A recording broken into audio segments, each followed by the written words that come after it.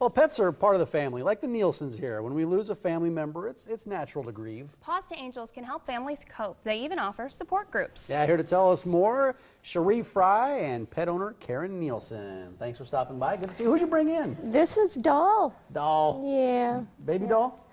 Doll baby. Doll yeah. baby. Yeah. She's a little shy though Doll this baby. morning. She's quiet. She's cute. For some people who may not be familiar with Paws to Angels, explain what services you offer. Well, Paws to Angels is Nebraska's first and only total end-of-life care center for pets. I provide in-home pet hospice, in-home euthanasia, death care, and then all final arrangements. How did you come up with this concept? Is it something that you saw in other parts of the country, or do you have your own experience that led you to this?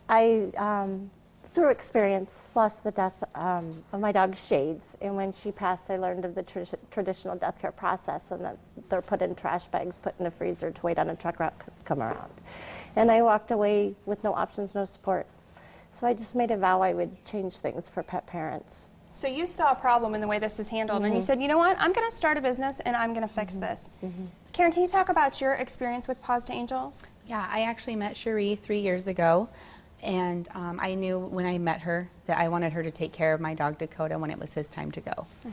It's not something we want to think about, but I knew, and I always kept her in the back of my mind. And when it was his time to go, I actually Googled her right there, right before we put him down, and I had felt guilty for doing that in front of him, but I felt at least he knew he was going to be well taken care of afterwards. Big dog.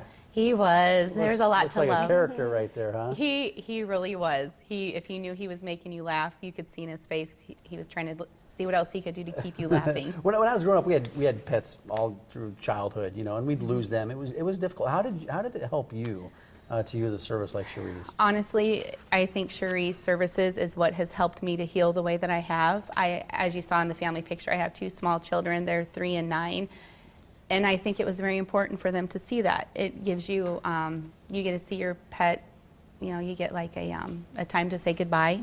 And we also brought in our other dog, so she was also able to say goodbye, and the kids got to do their own thing. And, you know, we got to put stuff with them, and it's helped a lot because you get to see them at peace. Cherie, talk about what your death care service is all about.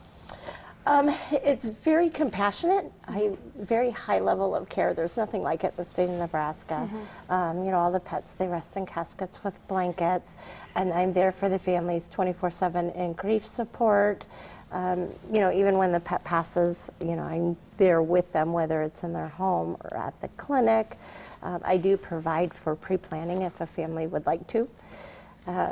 It's a very compassionate end-of-life experience for families, very respectful. Yeah, can you talk about the process a little bit? I mean, how do you get it started? Is it something that when you know your pet is getting up there in years that, you know, it's something that you have to start looking at? And then do they just call you? How do you get the ball rolling? And at what point in your pet's life do you do that? I would say pretty much pre-plan at any age. You know, unfortunately, accidental deaths happen all the time. But as you start to notice that their face is getting a little bit more whiter, it's probably time to start thinking about that as you're starting to grieve, you know, the death beforehand. And, you know, family can call and I'll sit down with them, have them come in, so we'll get everything taken care of. So when that horrible day happens, they're not standing there going, what do I do? And to make sure that it doesn't end with that day, that you can really celebrate your pet's life after. We were looking at some of these really neat items that you brought in, and Karen's also wearing some today as well. It's a great way to memorialize your pet. Absolutely. What are your options there?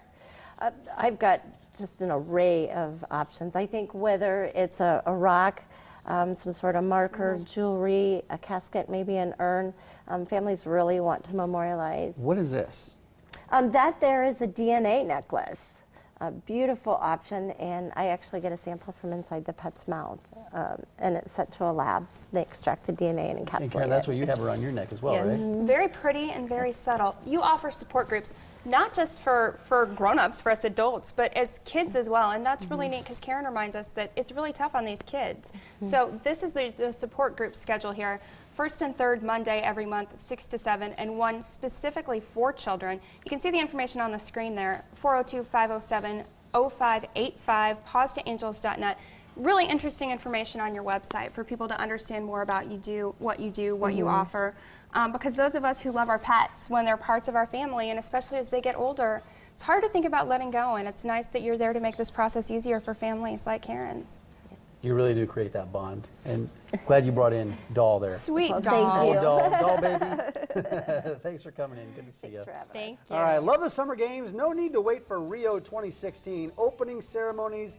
They are tomorrow night for Special Olympics Nebraska. But first, the so-called silent disease and how to know if it's affecting you.